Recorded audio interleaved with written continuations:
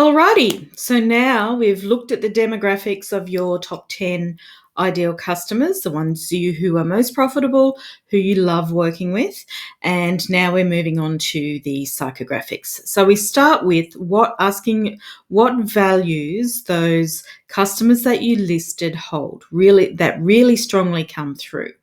And we have a list of some example values here for you.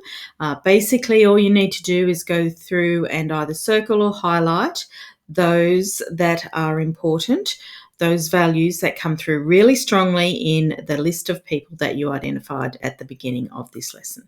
So, for example, at Starfish, integrity is really important, and we will... humor is really important because we're all about having fun, so we would identify that one. And most of our clients, we love working with all our clients, but most of them definitely have a sense of humor. They're certainly motivated, and action oriented. They're definitely caring. Trust is really important, and communication is really important, and dependability. So there's a number of values that we would highlight as our ideal clients, our ideal customers that we love working with. So similarly, if there's something here that's not in the list, values that you know your customers have, just add them to the list in this space here. Then once you've completed that, we look at what's important to them. So going back and looking at that list of people, considering their values, and what's then identifying what is important to them. So this is a bit of a descriptive example. So for, let's say, Starfish, family is important for a lot of our clients, as is trust. They need to be able to trust us to do the work for them and do it well. And the behaviours, so with trust, the behaviour around that is they need to get to know someone before they trust them to hand over the work. So things like that. Action-oriented, they like to do things themselves. So that was one of the values. So, they like to do things themselves. Might not necessarily have the time to do that. So that's the type of thing that you will put in there. So again, when we think about, you can see we've got type 1, type 2 and type 3 here. That is because you can have more than one ideal customer.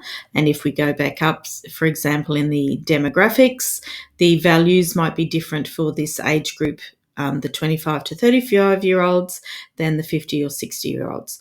So if that's the case, you need to work through this part with one group of people in mind and highlight their values and put them in as type 1, and then go back and do potentially, a different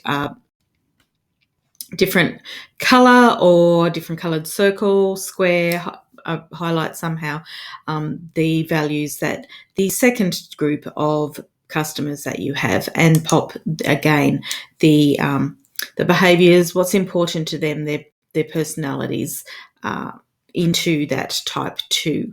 So you differentiating the different types of customers that you might have.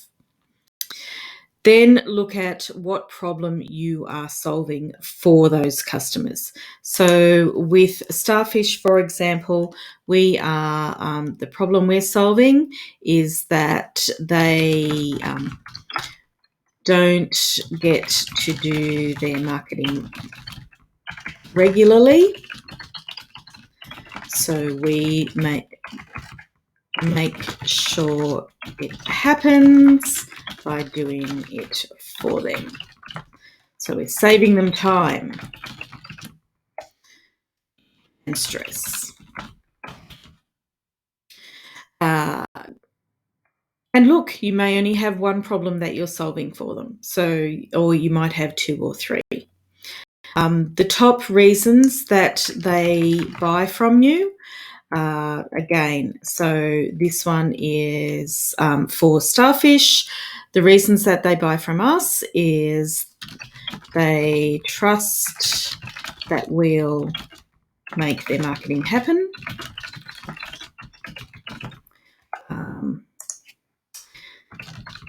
They realise that they don't have the time and are prepared to outsource.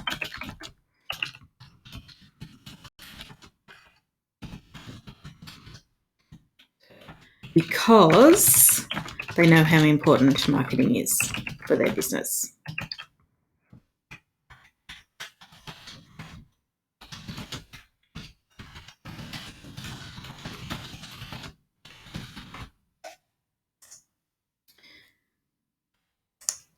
And this is, we have a relationship with them.